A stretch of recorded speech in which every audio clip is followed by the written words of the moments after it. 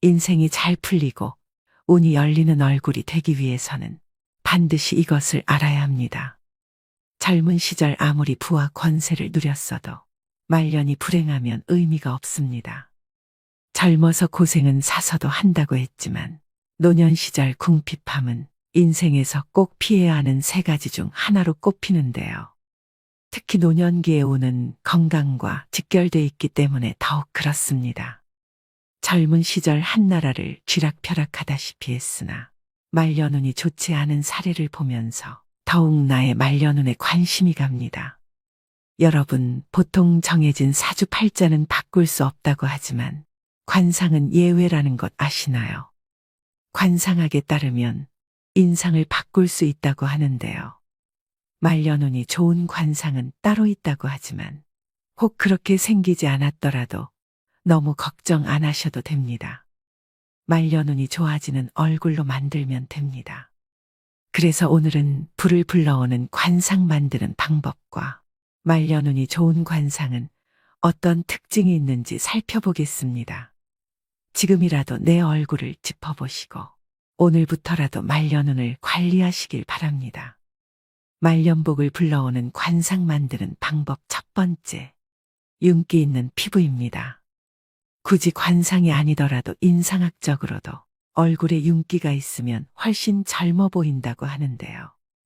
얼굴이 푸석푸석하고 윤기가 없고 늘어지거나 피곤해 보인다면 사람들이 좋아할 리가 없겠죠.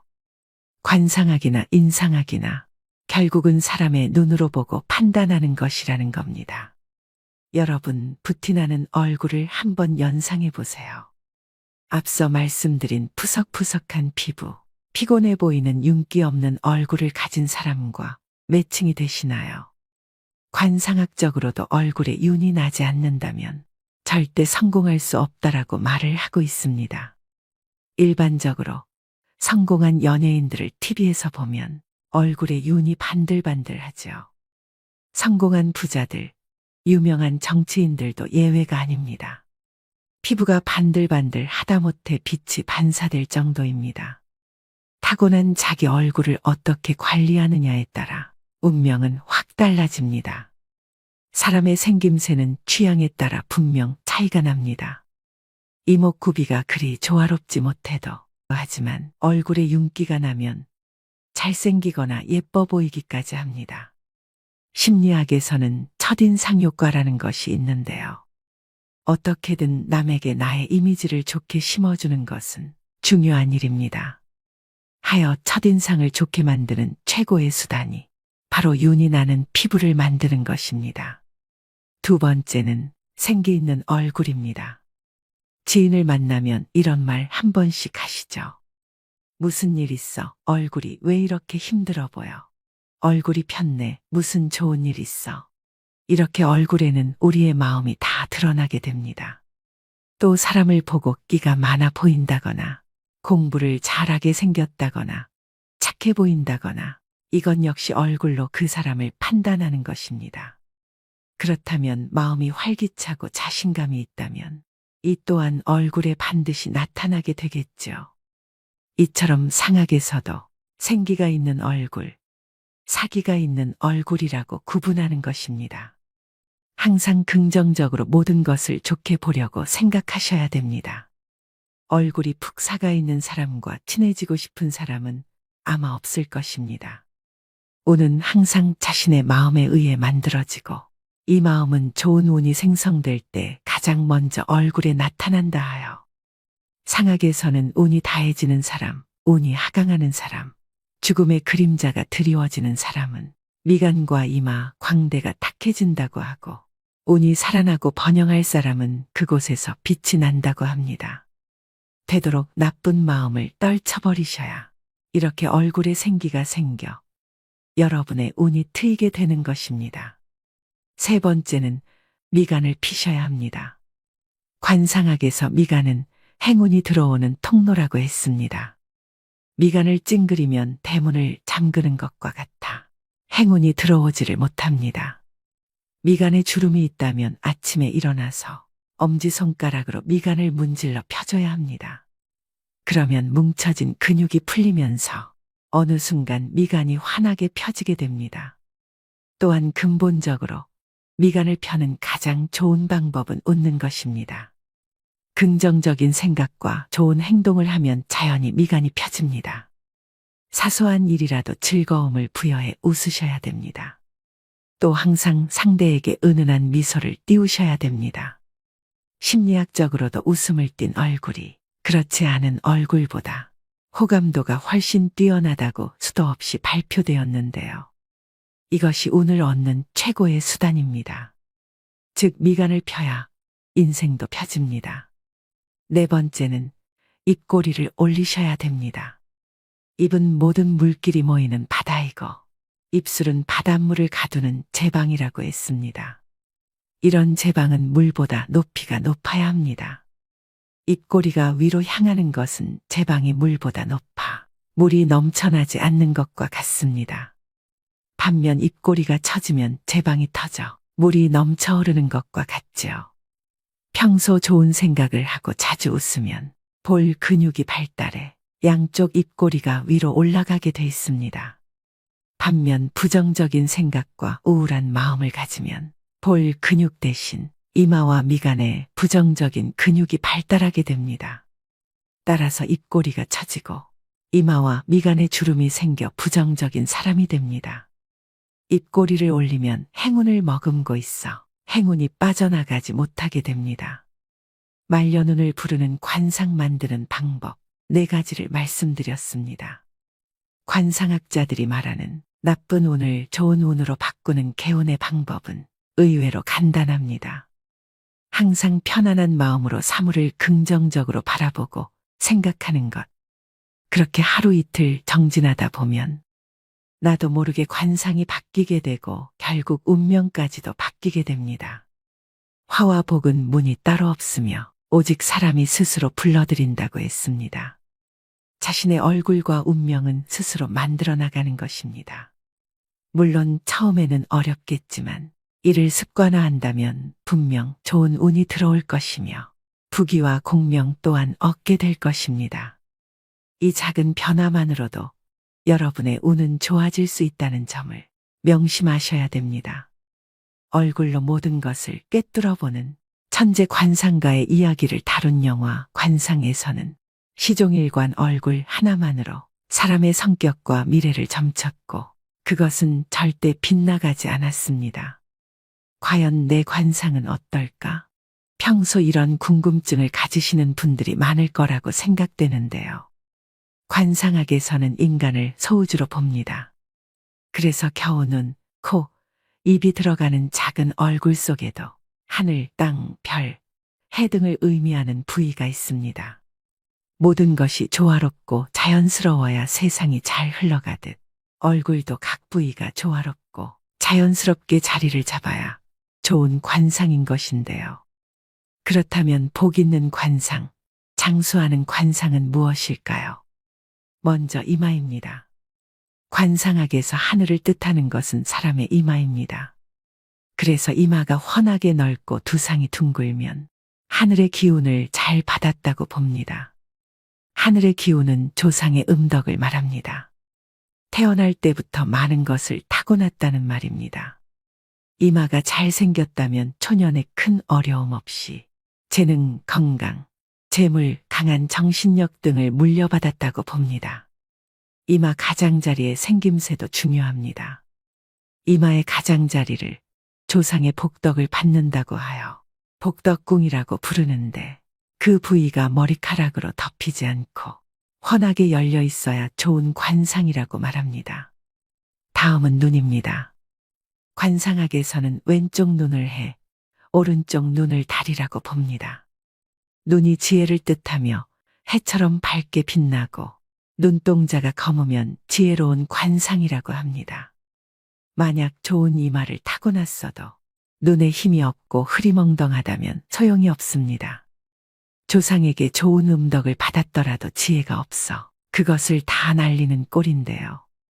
유력 인사들을 보면 하나같이 눈빛이 강하고 밝게 빛납니다.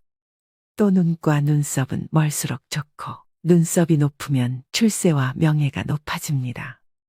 눈썹이 지나면 체력이 좋으며 말년에 문서복과 부동산복이 늘어납니다. 또 눈썹이 좋으면 귀인의 도움을 받을 수 있으므로 어려움을 잘 극복하는 다복한 말년이 예상됩니다. 그 다음은 코입니다. 코는 산과 같습니다. 높은 산맥처럼 힘있게 우뚝 솟은 것이 좋습니다. 또한 오장육부를 상징하고 있기 때문에 실하고 풍대한 코가 좋은 코라고 보는데요.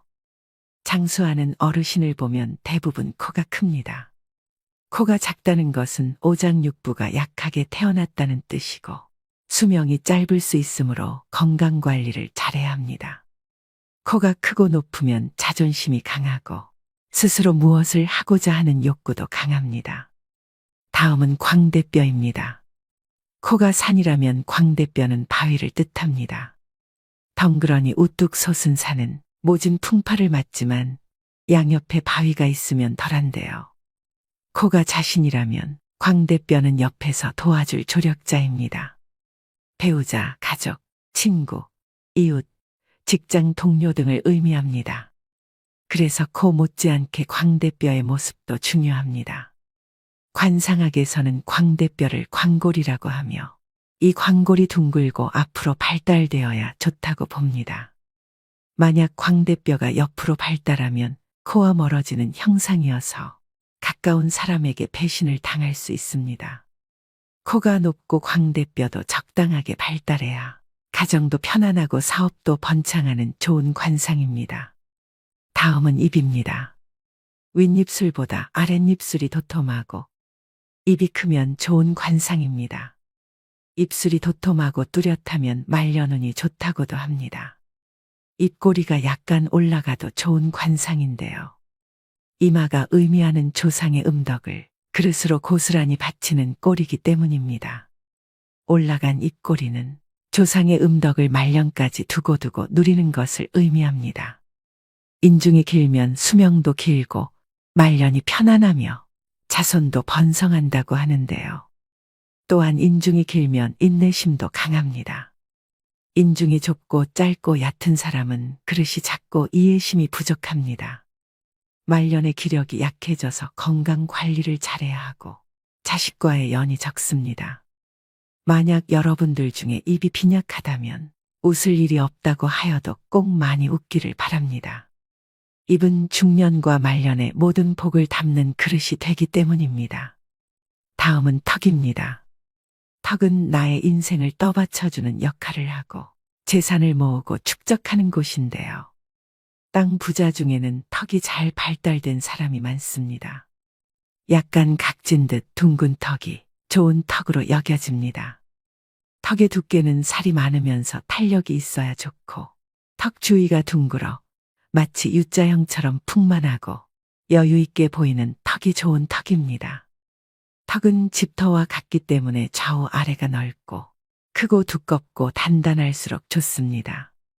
이런 턱은 노년의 풍요로운 삶을 영위할 수 있고 아랫사람들이 잘 따르게 됩니다. 관상학에서는 턱은 노복궁이라고 하며 주위 사람들이 나를 얼마나 믿고 따르고 도와주느냐를 보는 부분이기도 합니다. 따라서 턱이 넓고 크면 내가 부릴 수 있는 사람, 나를 따르는 사람이 많다는 의미가 됩니다. 즉 한마디로 아랫사람의 덕이 있고 자녀도 효도하게 됩니다. 반면 턱이 좁고 작으면서 약하면 내가 부릴 수 있는 사람, 나를 따르는 사람이 없어 어떤 일이든 나 혼자 해야 합니다.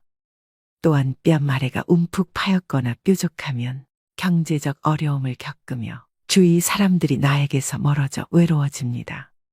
이마가 다소 어둡고 좁고 탁하더라도 코와 광대뼈 그리고 턱이 둥글게 잘 발달돼 있다면 유년기의 생활은 비록 어렵게 보내도 중년기 이후의 삶은 좋아집니다. 다음은 귀입니다. 귀는 크고 작고가 중요하지 않습니다. 윤곽이 뚜렷하고 뾰족하지 않은 둥근 귀, 두꺼운 귀를 좋은 귀로 봅니다. 귀의 윤곽이 뚜렷하다는 것은 그만큼 의지력도 강하다는 것을 나타냅니다. 중간에 포기하지 않고 일을 추진한다는 말인데요. 또한 귀가 둥글면 총명하다고 여깁니다. 귀가 뒤집어진 사람은 자존심이 세거나 욕심이 많을 가능성이 크다고 봅니다. 오늘의 영상 어떠셨나요? 나이가 들어가면서 자신의 삶과 인품이 얼굴을 통해 나타나게 됩니다. 얼굴은 인생의 성적표입니다. 늙을수록 얼굴에 웃음이 그려져야 합니다. 그래야 좋지 않았던 인상도 좋은 관상으로 바뀔 수 있게 되는 것이죠. 나이 들어 얼굴에 짜증과 불만, 우울을 담고 있다면 여러분 인생의 낙제점을 모두에게 공개하는 것이 됩니다. 이만큼 살아왔으니 마음은 이만큼 넓어지고 따뜻해졌다는 것을 우리는 얼굴의 표정으로 말할 수 있어야 합니다. 오늘 말씀드린 말년복을 불러오는 관상 만드는 방법을 꼭 실천하셔서 먼 훗날 여러분의 얼굴에 그려질 모습들이 따뜻하고 넉넉하기를 바라봅니다. 사람의 운명을 과연 어떤 것이 갈라놓겠느냐고 생각할 수도 있지만 분명한 것은 아주 작고 사소한 무언가가 변화를 만들며 이 작은 변화만으로도 여러분의 운명은 좋아질 수 있음을 명심하시길 바랍니다. 오늘도 노후의 지혜와 함께 해주셔서 감사드립니다. 황금빛으로 무르익어가는 여러분의 지혜로운 인생을 언제나 응원합니다. 여러분은 운이 좋은 사람이라고 생각하시나요? 나는 늘 운이 좋다라고 생각하는 분들도 있을 것이고, 뭘 해도 잘 안 풀리고 운이 없다라는 생각이 드는 분도 계실 텐데요. 인생을 살아가다 보면 누구에게나 좋은 운이 한 서너 번 정도는 온다는데 나는 어찌 지나간 건지, 혹시 아직 오지 않았다면 언제 어떤 모습으로 오는지 정말 궁금하죠. 물론 좋은 운이 왔는데도 그 운이 온 줄 모르고 놓치시는 분들이 의외로 많이 계십니다. 좋은 운을 당겨오는 방법을 알 수 있고 그 운을 놓치지 않고 잡을 수 있는 방법을 찾을 수 있다면 얼마나 좋을까요? 우리가 일상 속에서 만나는 얼핏 보이는 징조들을 알아차리고 해석할 수 있다면 우리는 절망하고 좌절할 필요가 없습니다. 절대 예고 없이 대운이 들어오지 않습니다. 그래서 오늘은 다가오는 운의 신호를 알아채고 그 운을 놓치지 않는 방법을 알려드리겠습니다. 영상을 끝까지 시청하시면 분명 좋은 운을 불러오는 사람이 될 것입니다. 운이 바뀌는 징조 첫 번째, 내 환경이 자의반 타의반으로 변화할 수밖에 없는 상황이 만들어지게 됩니다. 나를 둘러싼 환경, 내가 다니는 직장, 내 사업체에 변화가 옵니다. 물론 긍정적인 변화이죠. 내가 간절히 원하던 일이 현실이 되는 일이 많아집니다. 그렇게 해도 안 됐던 일들이 하나 둘씩 저절로 열리게 됩니다. 다만 경우에 따라서는 최악의 상황이 먼저 찾아와서 나를 힘들게 합니다. 인생에 큰 시련을 준 뒤에 극적인 변화가 생기기도 합니다. 이러한 때 주의 깊게 살펴야 하고 만일 어려운 일이 닥쳐도 결코 물러서지 말고 꼿꼿이 버텨내야 합니다. 궁하면 통한다고 했습니다. 골똘히 생각해 보십시오. 살 길이 어디에 있는지 방법을 찾게 되고 변화를 이루게 됩니다. 두 번째, 내 주변 인맥들이 바뀝니다. 지인이든 아는 사람이나 친구든 대운이 들어올 때는 만남이 싫어지게 됩니다. 즉 득이 안 되는 쓸데없는 시간 낭비라고 생각을 하기 때문에 필요 이상의 시간 낭비를 안 하려고 행동하게 됩니다. 평소에 큰 의미를 두지 않고 담소를 나눴던 사람들이라 한다면 이런 만남이 점점 줄어들기 시작하며 그런 사람들이 서서히 정리가 되기 시작합니다. 그러기 때문에 쓸데없는 시간 낭비를 안 하게 됩니다. 내 운을 가로막고 에너지를 뺏어가는 것은 의외로 내가 가까이 하는 사람들의 경우가 많습니다. 그런 사람들과 어울리고 있다는 느낌이 든다면 그 징조를 놓치지 마시고 이제 서서히 주변 사람들을 정리해 나가야 합니다. 혼자가 되면 어쩌나 하는 두려움과 외로움에 지지 마셔야 됩니다. 천천히 새로운 인연을 찾아야 합니다. 세 번째, 늘 긍정적인 사고와 생활 태도를 갖게 됩니다. 매사에 불만, 불평, 남 탓, 부정적인 생각 등을 많이 하신 분들이라면 이 대운이 들어오는 시점에서는 이 모든 것이 반대로 나타납니다. 어떠한 문제가 생기더라도 괜찮아 그럴 수 있지 뭐 이렇게 바뀐다든지 마음과 생각도 긍정으로 하지만 말 또한 긍정적인 생각으로 말을 예쁘게 하거나 표현을 합니다. 얼굴에 웃음꽃이 피고 무슨 일이든 긍정적인 마인드가 됩니다. 누가 보아도 좋은 관상으로 바뀌는 것입니다. 직장이나 사업체에서도 나를 따르는 사람들이 많아지고 협력하고 돕는 사람들이 여기저기 사방에서 몰려들어 함께 협조한 일이 저절로 이루어집니다.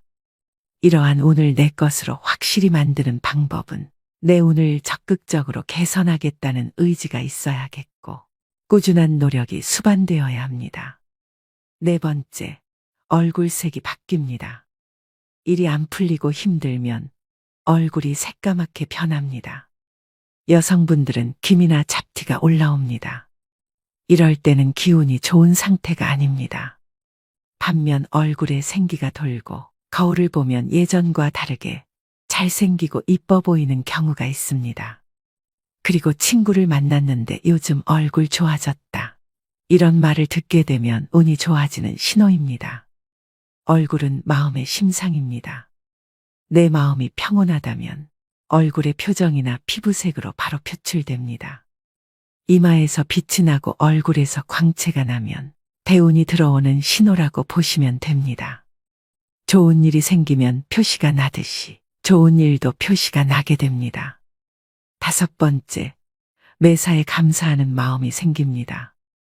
무슨 일이든 감사하는 마음이 저절로 생기고 함께하는 사람들과 나누게 되고 인생에 지지 않고 베푸는 마음이 저절로 생깁니다. 마음속에서 원망과 시기 질투 등이 사라지고 평온을 얻을 때 대운이 오는 징조로 알고 더욱 나를 낮추고 겸손해지셔야 더 빨리 운이 찾아오게 됩니다. 여섯 번째, 자신감이 생깁니다. 목소리에 기운이 생기고 기분과 기운이 평소보다 상승되어 있으며 평소에 내가 안 하던 일을 시도해보고 있는 자신을 발견하게 되어 갑자기 집에 짐들을 정리한다든지 집에 가구 배치를 바꾼다든지 등등이 여기에 포함됩니다. 평소보다 굉장히 부지런해집니다. 잠을 많이 자지 않아도 몸이 개운하고 활력이 넘치게 되지요. 그러면서 동시에 직감이 발달하게 됩니다. 이럴 때 느낌이 좋은 꿈을 꾸게 되는데요. 이런 징조는 나에게 좋은 기운이 오고 있다라는 뜻입니다. 일종의 길몽이라고도 하죠. 이런 상태들이 지속되면서 나의 컨디션이 상승되면 모든 일들이 잘 풀리게 됩니다. 일곱 번째, 몸이 이유 없이 굉장히 아프게 되는 때입니다. 살다 보면 갑자기 몸이 아플 때가 있으실 겁니다. 그럴 때는 왜 나에게 이런 아픔이 오지라고 의아해하기 쉬운데요. 생각을 조금 바꿔서 나에게 좋은 운이 오려고 다시 더 높게 상승하기 위해서 내가 지금 잠시 바닥을 딛고 있는 중이구나라고 생각하시면 됩니다. 이렇게 갑자기 몸이 아플 때는 운이 새롭게 바뀌는 징조로서 계절로 치자면 겨울에서 봄으로 바뀌는 때라고 생각하시면 됩니다. 나의 운이 바닥을 치고 다시 상승하고자 하는 때이므로 이때의 아픔을 잘 극복하고 이겨내시면 운이 더 좋게 바뀌게 됩니다. 마지막 여덟 번째, 운이 바뀌는 시기가 되면 큰 사건들이 일어납니다. 이혼을 하거나 아슬아슬하던 사업을 접거나 실연을 당하거나 인생을 흔들 만한 고통스러운 형태로 사건이 일어날 수도 있다는 것인데요. 그렇게 고통스러운 일이 일어나면 운이 좋다고 말하기는 어렵지 않나 하는 생각이 들 수도 있습니다. 물론 사건이 일어난 그 순간은 고통스럽겠지만 그러나 이때 바닥을 잘 다지면서 견뎌내면 좋은 운은 크게 들어온다고 합니다. 지금까지 좋은 운이 생기는 8가지 징조에 대해 말씀드렸는데요. 대운이 들어오기 전에 이런 경험을 하시는 분들도 계십니다. 그동안 계속 힘들고 안 좋았지만 갑자기 상황이 더 나빠지고 너무 힘들어지는 현상이 생길 때가 있습니다. 몸도 아픈데 사고가 나고 구설수에 오르기도 하고 사기를 당하기도 하고 믿는 도끼에 발등 찍히듯 악조건이 겹친 데 겹치고 또 겹치고 이런 식으로 악재가 마구 쏟아지는 분들입니다. 최악의 상황에서도 과연 이 사람이 잘 견뎌낼 것인가를 시험하는 것이랍니다. 이럴 때일수록 곧 나한테 굉장히 좋은 운이 들어오려고 그러는가 보다 라는 생각을 가지셔야만 그 악조건에서 빨리 탈출할 수 있습니다. 이런 긍정적인 생각이 악조건을 대운으로 바꿔버리게 되는 겁니다. 운도 나의 노력으로 바꿀 수 있다는 것을 꼭 명심하시고 좋은 운을 더 많이 담을 수 있도록 나의 그릇을 더 크게 키우는 매일매일이 되셨으면 좋겠습니다. 우리가 일상 속에서 만나는 얼핏 보이는 징조들을 알아차리고 해석할 수 있다면 우리는 절망하고 좌절할 필요가 없습니다. 절대 예고 없이 대운이 들어오지 않습니다. 그래서 오늘은 다가오는 운의 신호를 알아채고 그 운을 놓치지 않는 방법을 알려드리겠습니다. 영상을 끝까지 시청하시면 분명 좋은 운을 불러오는 사람이 될 것입니다. 운이 바뀌는 징조 첫 번째, 내 환경이 자의반 타의반으로 변화할 수밖에 없는 상황이 만들어지게 됩니다. 나를 둘러싼 환경, 내가 다니는 직장, 내 사업체에 변화가 옵니다. 물론 긍정적인 변화이죠. 내가 간절히 원하던 일이 현실이 되는 일이 많아집니다. 그렇게 해도 안 됐던 일들이 하나 둘씩 저절로 열리게 됩니다. 다만 경우에 따라서는 최악의 상황이 먼저 찾아와서 나를 힘들게 합니다. 인생에 큰 시련을 준 뒤에 극적인 변화가 생기기도 합니다. 이러한 때 주의 깊게 살펴야 하고 만일 어려운 일이 닥쳐도 결코 물러서지 말고 꼿꼿이 버텨내야 합니다. 궁하면 통한다고 했습니다. 골똘히 생각해 보십시오. 살 길이 어디에 있는지 방법을 찾게 되고 변화를 이루게 됩니다. 두 번째, 내 주변 인맥들이 바뀝니다. 지인이든 아는 사람이나 친구든 대운이 들어올 때는 만남이 싫어지게 됩니다. 즉 득이 안 되는 쓸데없는 시간 낭비라고 생각을 하기 때문에 필요 이상의 시간 낭비를 안 하려고 행동하게 됩니다. 평소에 큰 의미를 두지 않고 담소를 나눴던 사람들이라 한다면 이런 만남이 점점 줄어들기 시작하며 그런 사람들이 서서히 정리가 되기 시작합니다. 그러기 때문에 쓸데없는 시간 낭비를 안 하게 됩니다. 내 운을 가로막고 에너지를 뺏어가는 것은 의외로 내가 가까이 하는 사람들의 경우가 많습니다. 그런 사람들과 어울리고 있다는 느낌이 든다면 그 징조를 놓치지 마시고 이제 서서히 주변 사람들을 정리해 나가야 합니다. 혼자가 되면 어쩌나 하는 두려움과 외로움에 지지 마셔야 됩니다. 천천히 새로운 인연을 찾아야 합니다. 세 번째, 늘 긍정적인 사고와 생활 태도를 갖게 됩니다. 매사에 불만, 불평, 남 탓, 부정적인 생각 등을 많이 하신 분들이라면 이 대운이 들어오는 시점에서는 이 모든 것이 반대로 나타납니다. 어떠한 문제가 생기더라도 괜찮아 그럴 수 있지 뭐 이렇게 바뀐다든지 마음과 생각도 긍정으로 하지만 말 또한 긍정적인 생각으로 말을 예쁘게 하거나 표현을 합니다. 얼굴에 웃음꽃이 피고 무슨 일이든 긍정적인 마인드가 됩니다. 누가 보아도 좋은 관상으로 바뀌는 것입니다. 직장이나 사업체에서도 나를 따르는 사람들이 많아지고 협력하고 돕는 사람들이 여기저기 사방에서 몰려들어 함께 협조한 일이 저절로 이루어집니다. 이러한 운을 내 것으로 확실히 만드는 방법은 내 운을 적극적으로 개선하겠다는 의지가 있어야겠고 꾸준한 노력이 수반되어야 합니다. 네 번째, 얼굴색이 바뀝니다. 일이 안 풀리고 힘들면 얼굴이 새까맣게 변합니다. 여성분들은 기미나 잡티가 올라옵니다. 이럴 때는 기운이 좋은 상태가 아닙니다.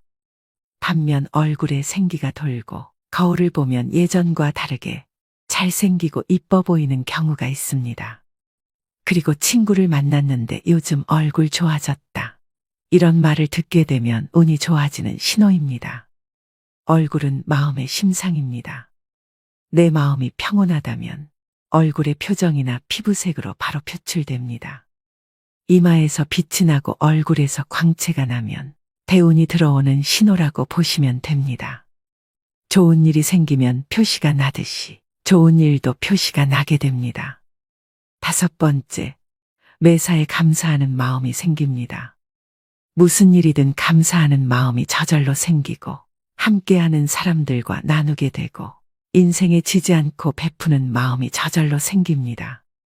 마음속에서 원망과 시기 질투 등이 사라지고 평온을 얻을 때 대운이 오는 징조로 알고 더욱 나를 낮추고 겸손해지셔야 더 빨리 운이 찾아오게 됩니다. 6번째, 자신감이 생깁니다. 목소리에 기운이 생기고 기분과 기운이 평소보다 상승되어 있으며 평소에 내가 안 하던 일을 시도해보고 있는 자신을 발견하게 되어 갑자기 집의 짐들을 정리한다든지 집의 가구 배치를 바꾼다든지 등등이 여기에 포함됩니다. 평소보다 굉장히 부지런해집니다. 잠을 많이 자지 않아도 몸이 개운하고 활력이 넘치게 되지요. 그러면서 동시에 직감이 발달하게 됩니다. 이럴 때 느낌이 좋은 꿈을 꾸게 되는데요. 이런 징조는 나에게 좋은 기운이 오고 있다라는 뜻입니다. 일종의 길몽이라고도 하죠. 이런 상태들이 지속되면서 나의 컨디션이 상승되면 모든 일들이 잘 풀리게 됩니다. 7번째, 몸이 이유 없이 굉장히 아프게 되는 때입니다. 살다 보면 갑자기 몸이 아플 때가 있으실 겁니다. 그럴 때는 왜 나에게 이런 아픔이 오지라고 의아해하기 쉬운데요. 생각을 조금 바꿔서 나에게 좋은 운이 오려고 다시 더 높게 상승하기 위해서 내가 지금 잠시 바닥을 딛고 있는 중이구나라고 생각하시면 됩니다. 이렇게 갑자기 몸이 아플 때는 운이 새롭게 바뀌는 징조로서 계절로 치자면 겨울에서 봄으로 바뀌는 때라고 생각하시면 됩니다. 나의 운이 바닥을 치고 다시 상승하고자 하는 때이므로 이때의 아픔을 잘 극복하고 이겨내시면 운이 더 좋게 바뀌게 됩니다. 마지막 8번째, 운이 바뀌는 시기가 되면 큰 사건들이 일어납니다. 이혼을 하거나 아슬아슬하던 사업을 접거나 실연을 당하거나 인생을 흔들 만한 고통스러운 형태로 사건이 일어날 수도 있다는 것인데요. 그렇게 고통스러운 일이 일어나면 운이 좋다고 말하기는 어렵지 않나 하는 생각이 들 수도 있습니다.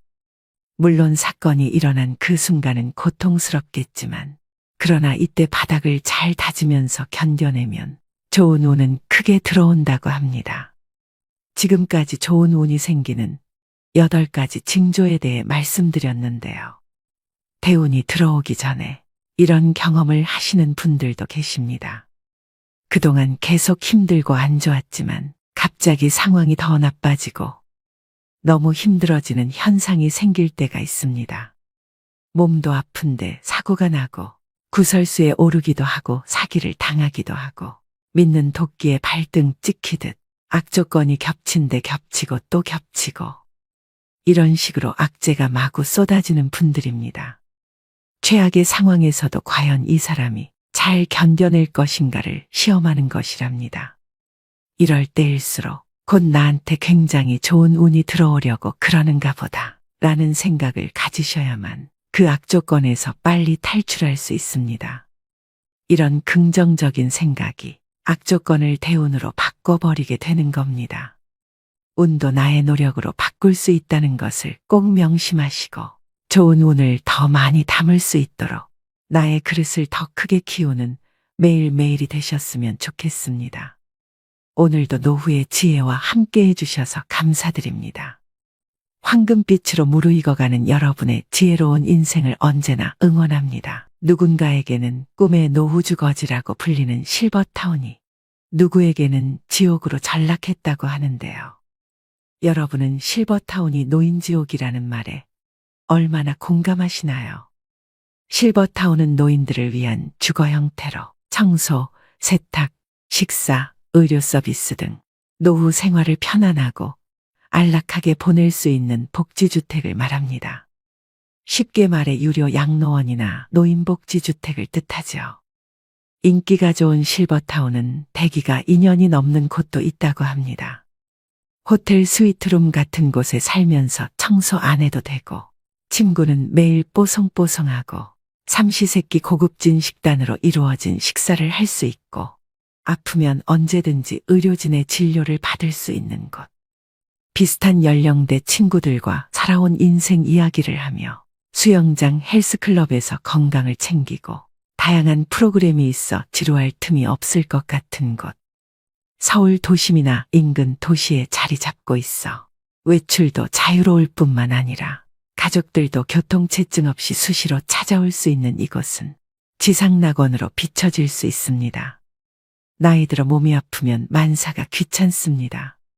그럴 때마다 누군가 밥도 해주고 청소도 해주고 빨래도 해줬으면 좋겠다는 생각을 하실 텐데요. 이처럼 지금 살고 있는 집보다는 식사, 청소 등 각종 서비스가 제공되는 럭셔리 실버타운에서의 삶을 동경하는 사람들도 적지 않습니다. 이런 생각으로 실버타운에 들어간 77세 박씨 할아버지가 있습니다. 오늘은 이 이야기를 바탕으로 실버타운을 둘러싼 환상과 현실, 그리고 실버타운이 노인지옥이라고 불리는 이유에 대해 말씀드리겠습니다. 이야기의 제목은 이렇습니다.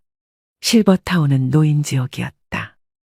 77세 박씨 할아버지는 3년 전 새로 생긴 럭셔리 실버타운에 갔다가 한눈에 반했습니다. 바다 앞에 위치한 근사한 22층짜리 신축 건물이었는데요. 1년 내내 기후도 온화해 지금 사는 지역보다 살기 좋을 것 같았습니다. 아내와는 1년 가까이 말 한마디 안 하는 사실상 별거 상태였기에 결정도 빨랐습니다. 집사람과 사이도 안 좋은데 이러다 내가 치매라도 걸리면 누가 나를 돌봐주겠나. 경치가 좋고 의료 서비스도 잘 되어 있는 여기서 여생을 홀로 보내야겠다. 박 씨가 선택한 실버타운은 만 60세 이상만 입주 가능한 노인 전용 거주 시설이었습니다. 그는 방 2개, 화장실 1개, 거실로 이뤄진 20평형을 골랐는데요. 보증금 5억에 매달 식사와 관리비 등으로 약 170만 원씩 냈습니다. 바다로, 산으로 첫 1년은 마치 천국에 온 기분이었죠. 하지만 점점 일상의 무게에 짓눌리기 시작했습니다. 입주자들의 평균 나이는 75세. 전체 입주자의 3분의 1은 침대에 누워 일어나지 못하는 노쇠한 환자들이었고 3분의 1은 지팡이나 휠체어에 의지해야만 움직일 수 있는 노인들이었습니다. 박 씨처럼 70대이면서 건강한 노인은 많지 않았습니다. 부와 연륜을 쌓으며 성공한 인생을 일군 엘리트들과의 지적인 대화를 기대했지만 허무한 착각으로 끝나버렸습니다. 내가 왕년에 해외 법인 사장이었는데 직원만 5만 명이었어. 아들이 2인데 서울대 의대랑 법대를 보냈지. 끝없는 전직, 재산, 자식 자랑에 스트레스만 쌓여갔습니다. 유명 셰프가 만든 삼시세끼가 제공됐지만 진수성찬도 하루 이틀이지 질려서 매일 먹긴 힘들었습니다. 영양식이다 보니 간이 약하고 맛도 썩 좋지 않았는데요. 시골 경로당에 가면 3, 4, 5 모여서 삼겹살, 파전 등 다양한 음식을 해먹습니다. 그렇지만 실버타운에서는 이러한 풍경을 기대하기 어렵습니다.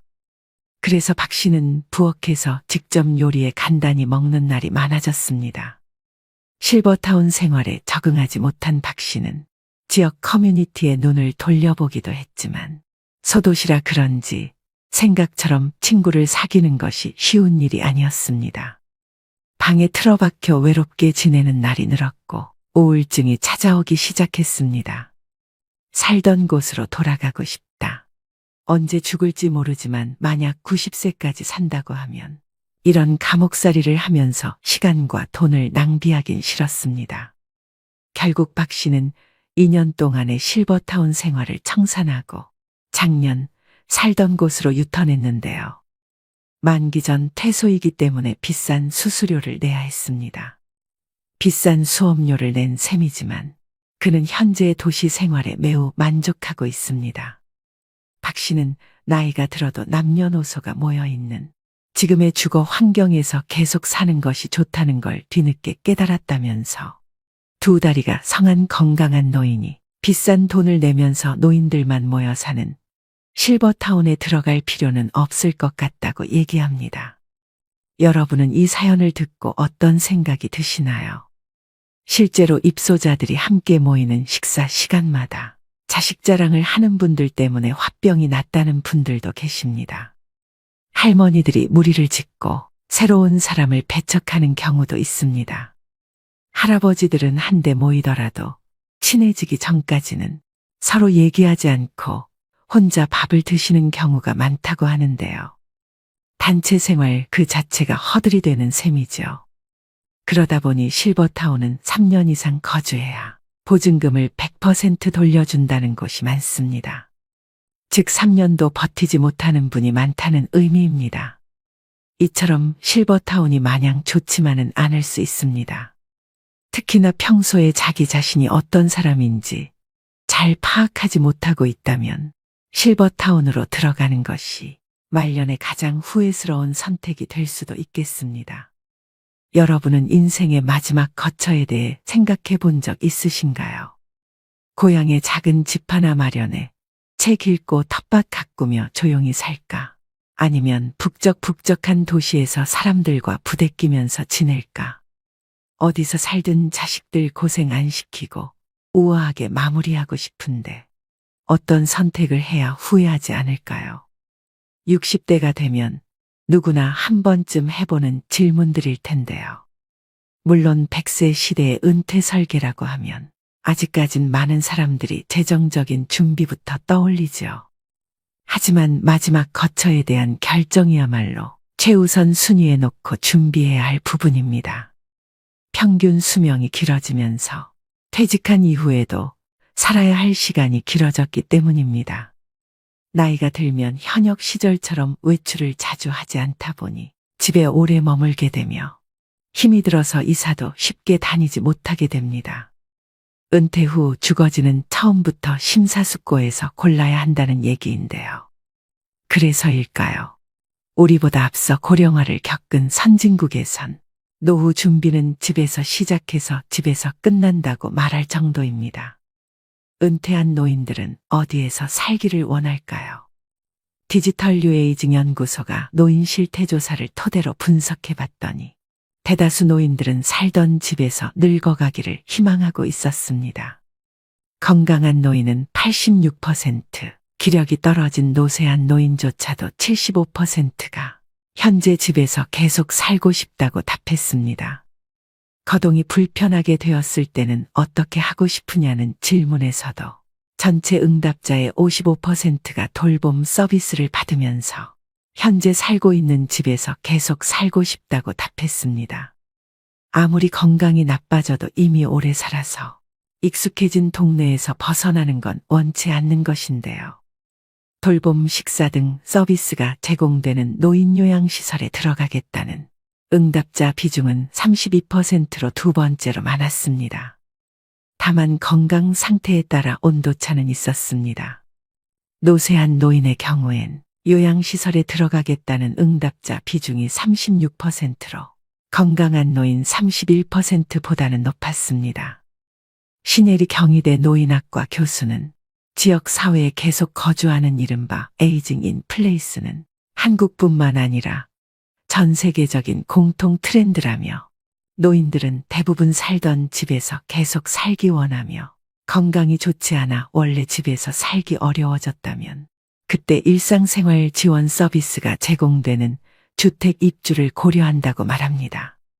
시설에 들어가게 되면 그동안 맺어왔던 지역 사회 혹은 이웃 관계망과 단절되기 때문에 불편해도 살던 집에서 계속 살고 싶어 한다는 설명입니다.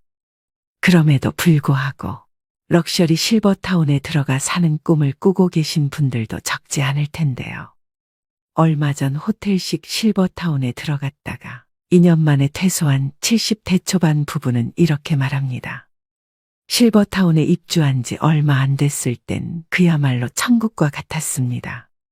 내부의 수영장과 헬스클럽은 물론이고 소극장의 도서관, 당구장, 탁구장, 노래방, 그리고 방문한 가족들과 모임을 가질 수 있는 고급 레스토랑, 스카이라운지에 와인바가 있어 자신이 좋아하는 재즈를 들으며 이웃 친구와 늦도록 담소를 나눌 수 있겠다는 생각에 부부는 행복했습니다. 이게 5년 전의 일입니다. 이곳에서 나중에 거동이 불편할 때라도 보살핌을 잘 받으며 자식들에게 부담 주지 않고 여생을 보내면 되겠구나 하는 생각에 마음까지 홀가분해졌다고 합니다. 첫 몇 개월은 그야말로 구름 위를 걷는 기분이었습니다. 사실 실버타운 안에 있을 때는 호텔 같은 방 안에서 많이 지냈고 시설을 본격적으로 이곳저곳 이용하기보다는 외출해서 친구들을 만나 자랑하기 바빴기 때문에 여전히 방문객처럼 지냈습니다. 입주 후 들뜬 몇 개월이 지나자 점점 일상의 무게에 짓눌리기 시작했습니다. 밥 한 끼를 먹으러 식당에 내려가려 해도 옷을 외출할 때처럼 차려입고 나가야 했습니다. 안 그러면 분위기를 해친다는 말이 나오기 때문이었습니다.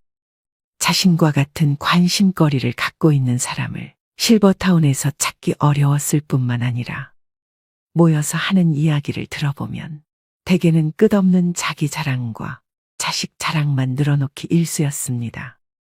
친구를 만나 이런 하소연을 했더니 대뜸 이런 말을 했습니다. 아니 뭐하러 그렇게 비싼 돈 내고 그런 데 들어가서 사냐. 호텔은 그냥 여행 가서 잠깐씩 다녀오면 되는 거고 그곳에서 제공하는 서비스라면 내가 사는 주상복합 아파트와 별반 다르지도 않아. 나도 아파트에서 나와서 엘리베이터 타고 내려가면 온갖 식당들이 한 빌딩 안에 있고 헬스클럽, 병원의 목욕탕에 커피숍과 슈퍼마켓도 있고 빵집도 있고 그 정도는 건물 밖에 나가지 않아도 살 수 있어. 70대 부부는 실버타운 생활 2년 만에 그곳을 나왔습니다. 이 과정을 거치면서 깨달은 것은 건강한 노인이 비싼 돈을 내면서 노인들만 모여 사는 실버타운에 들어가면 더 빨리 늙는다는 것이었습니다.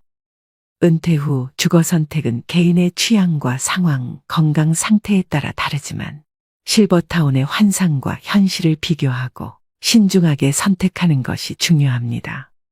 누군가는 내가 살던 익숙한 집에서 살기를 희망하고 누군가는 아무리 내가 살던 지금 이곳이 좋아도 결국에는 요양원으로 들어가게 되지 않을까 생각하며 미리 마음의 준비를 하고 계실지도 모르겠습니다. 여유가 있다면 요양원 대신 실버타운 입주를 희망하시는 분들이 많습니다. 물론 경제적인 여유가 뒷받침되어야겠지만 좋은 실버타운의 경우 들어가려면 몇 년 이상 대기하는 곳이 있을 정도로 인기가 많은 것도 사실입니다. 하지만 앞서 말씀드렸다시피 실버타운이라고 해서 마냥 다 좋지는 않습니다. 고령화 사회에서는 지역 사회와의 연결성이 더욱 중요해지며 높은 비용의 시설에서만 행복을 찾는 것이 아니라 자신이 속한 지역에서의 안정된 삶을 찾는 것이 현명한 선택일 수 있겠죠. 실버타운에 들어갔다 후회한 80대 김씨 할아버지도 있는데요. 김씨 할아버지는 이제 남은 여생을 자식들에게 피해 주지 않고 말년을 아주 편안하게 지낼 수 있을 것이라는 부푼 꿈을 안고 실버타운에 들어갔습니다. 하지만 막상 실버타운에 들어가 보니 당시 할아버지의 생각이 바뀌는 데는 그리 긴 시간이 걸리지 않았습니다. 실버타운에 처음 들어왔을 때는 유명 대학교 출신 교수, 박사들은 물론 의사, 변호사 출신이었던 사람들이 많이 있었지만 이분들도 하나같이 자기 자랑과 자식 자랑하기 일쑤였다 합니다. 그게 싫어서 그런 사람들이 한 명이라도 무리에 있다면 할아버지는 그들을 피하게 되었습니다. 이럴 때면 혼자 마음 편히 집 주변 공원을 산책할 때가 제일 좋았구나 하는 생각에 잠기곤 했습니다. 하지만 이것이 전부가 아니었습니다. 노인들끼리 모함하고 왕따를 시키고 권위의식의 고집, 불통, 이기주의까지 있을 건 전부 있었다고 합니다. 심지어 서로 의견 충돌로 인해 주먹 다짐도 있어 경찰차가 출동했던 적도 있고 할아버지와 함께 들어온 할머니에게 찝쩍거리다 남편 할아버지에게 들켜서 실버타운에서 공개적으로 혼쭐이 나기도 했답니다. 그 중에서는 사람을 의심하는 노인도 많아 실버타운의 직원들을 괴롭히는 사람도 있었다고 하는데요. 거기 서서 봉급이나 축내지 말고 일하러 왔으면 가만히 있지 말고 몰라도 좀 거들어. 이런 식으로 미운 직원이 눈에 띄면 괴롭히다. 기어코 그 직원을 내쫓기도 했답니다. 자랑은 기본이었습니다. 왕년에 내가 경찰서장이었는데, 내가 신문사 기자였는데, 내가 세무서장이었는데, 내가 왕년에 별이 몇 개였는데, 내가 옛날에 하늘을 나는 새도 떨어뜨린 첩보부 대장이었다 하며 별의별 괴짜 노인들이 다 모여 있었다고 합니다. 평소 마음씨가 곱지 못한 노인들은 어디를 가나 있기는 마찬가지라는 생각이 든 어느 날에는 어떤 노인이 할아버지 곁으로 와서 나는 서울대 출신이라며 가뜩이나 가방끈이 짧았던 할아버지의 속을 확 긁어 놓았습니다. 이렇게 실버타운에 빨리 실증이 난 할아버지는 반년도 안 돼 고향에 있는 가족과 친구들 생각만 났고 당장 짐을 싸고 여기를 벗어나고 싶어 했습니다. 보증금 돌려달라고 보채고 싶었지만 시설 측은 이미 건설비 운영비로 전부 들어가 보증금 돌려줄 돈이 없다고 말했답니다. 그래서 그냥 꼼짝없이 돈도 몸도 묶여버렸습니다. 이렇게 최 씨 할아버지가 겪었던 일처럼 이기적이고 탐욕도 많으며 입만 열면 자기 자랑에 자식 남편 또는 아내 자랑 외에는 대화 주제가 거의 없는 사람들이 실버타운에 정말 많습니다. 어느 곳이나 텃세 심한 곳이 있는 것처럼요. 사실 노후에는 인생에서 내가 먹고 싶은 음식 해먹고 사는 것이 육체적으로 건강해지는 비결 중 하나입니다. 주변 어르신들 말씀하시는 것을 들어보면 식사 걱정 안 하고 남이 해주는 밥을 먹을 수 있어 실버타운에 가고 싶다고 하신 분들이 많이 있었습니다. 하지만 막상 실버타운에 계시는 어르신들은 식사가 질리는 게 제일 고충이라는 말씀을 하십니다. 먼 나라 미국에는 실버타운에서 치매 환자가 늘고 있다고 합니다. 그곳에서 너무 편하게 살다 보니 머리를 잘 쓰지 않은 것이 치매의 원인이 된 것인데요. 실버타운에 들어갈지 말지 현명하게 결정하기 위해서는 내가 어떤 사람인지 평소에 잘 인지하는 것이 중요합니다. 직접 살림하는 것을 좋아하시는 분들이나 내가 먹고 싶은 것을 직접 해먹는 것을 좋아하는 분들이라면 실버타운은 잘 안 맞을 수 있습니다. 소소하게 비 오는 날 김치 부침개 부쳐 먹고 청국장 끓여 먹고 돼지고기 넣은 김치찌개 끓여 먹는 것을 즐기시는 분들이라면 더욱 안 맞을 수 있습니다. 정리하자면 국내에서 실버타운을 경험한 사람들의 대다수가 공통적으로 말하는 점을 두 가지로 추려볼 수 있겠는데요. 첫 번째, 활력을 잃는다. 본인도 노인이지만 매일 노인들을 보고 노인들과 함께하면 활력이라는 것을 찾아보기 힘들어지고 본인도 점점 활력을 잃어간다는 느낌을 가지게 됩니다. 입주 후 시간이 길어질수록 더 늙어가는 것 같다는 느낌이 든다는 것이죠. 어린 사람들과 자꾸 어울려야 한 살이라도 더 어려진다라는 말을 실감하게 됩니다. 독일의 어느 학자는 노인끼리 모여 살면 그 자체가 불행이다 말했습니다. 두 번째, 자꾸 남과 비교를 하게 된다. 남과의 비교는 결국 본인의 마음을 더 힘들게 하는 만병의 근원이라는 걸 잘 아실 텐데요. 알면서도 자꾸 비교를 하게 됩니다. 예를 들어 공용 소파에 앉아서 차 한잔하고 있으면 다른 자식들이 엘리베이터에서 내려 부모님 집에 가는 것을 보게 됩니다. 얼마 지나지 않아 다른 손자가 내리는 것을 보게 됩니다. 이젠 남의 집 자식들의 얼굴을 기억합니다. 이건 간단한 예이지만 여러 종류의 다양한 일들에서 남들과 비교를 하게 됩니다. 실버타운이 아니라면 이렇게 구체적으로 비교를 할 일도 없습니다. 비교를 하더라도 그저 일상에서 일어나는 일들로 비교를 할 뿐이죠. 그런데 실버타운은 이런 일들이 집중적으로 일어납니다. 비교할 것들이 너무나도 많이 생겨납니다. 물론 실버타운의 장점도 있습니다. 어떤 곳은 식사는 물론 일주일에 2번씩 청소며 설거지며 빨래까지 해줍니다. 그리고 운동, 요가, 명상, 걷기 등 체력을 단련할 수 있는 프로그램뿐 아니라 치매 예방 관리 프로그램도 제공되는 곳들이 있습니다. 뿐만 아니라 비상 상황을 대비해서 의료 서비스를 제공해주고 친목을 도모하는 다양한 동호회나 공연, 자원봉사를 지원해주는 곳도 있습니다. 만약 성격상 내가 주도해서 하는 것보다 이렇게 누군가 대신 해주는 것을 좋아하는 성격이라면 실버타운은 말년을 보낼 최적의 장소가 될 수 있습니다. 하지만 말씀드렸다시피 단점이 있기 마련입니다. 먼저 실버타운은 비용이 많이 듭니다. 실버타운에 들어갈 경우 월 평균 200에서 350만 원 정도의 돈이 필요하기 때문에 경제적으로 이런 여유가 있지 않은 분들은 쉽게 들어가기 힘든 것도 사실입니다. 또한 어떤 곳은 입주 조건이 매우 까다롭다고 합니다. 아픈 사람들을 받아주는 곳도 있지만 기본적으로 스스로 생활할 수 있는 정도의 건강한 분들만 받는 곳도 있습니다.